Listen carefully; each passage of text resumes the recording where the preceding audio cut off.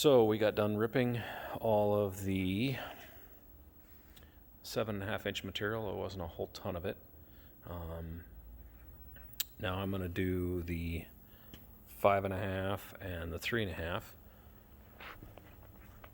So we've got the 5.5 inch material here and here, and then this is all material that I think will make the 3.5. You can see like this big old crack and everything else. That's kind of what tells me what size some material will be. This one here, I think there's just some really gnarly bug rot type stuff on this edge, so I'm going to cut that off. So as I'm changing the blades, here is the arbor. It's on a little stand that comes out of the saw when to change everything. There's a big nut on the end of it. Set that aside. You can just see here, these spacers are like dado shims. They just come off.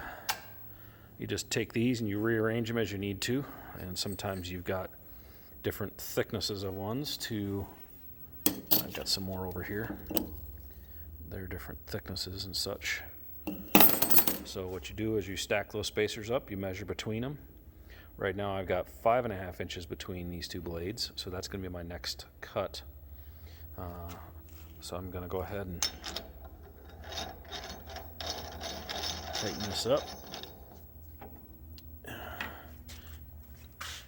And the wrench to tighten this thing is, well, there's my hand.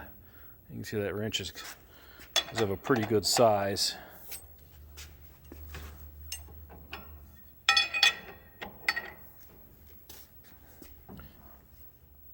And you give that thing some good torque.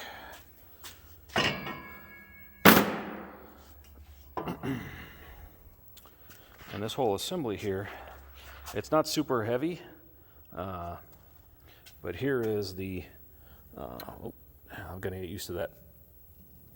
There is the arbor itself. So that goes across to the other side and it has a pulley that goes down to the motor. The motor on the saw is a 30 horsepower. So if somebody says, well, you don't have enough power to run that kind of blade, this one's got 30 horsepower on it. And this is a small one. There's ones that have got 50 horse or even 100 for some of those big sawmill type people. I'm not those guys. So a 30 is plenty. I've never bogged this saw down. And that's the worst it's been is I cut 8/4 hard maple, 5 pieces at 1 3/4 wide off at one time. So that was 6 saw blades going through 8/4 hard maple. And this saw cut through it and didn't slow down. So anyway, see you in a minute.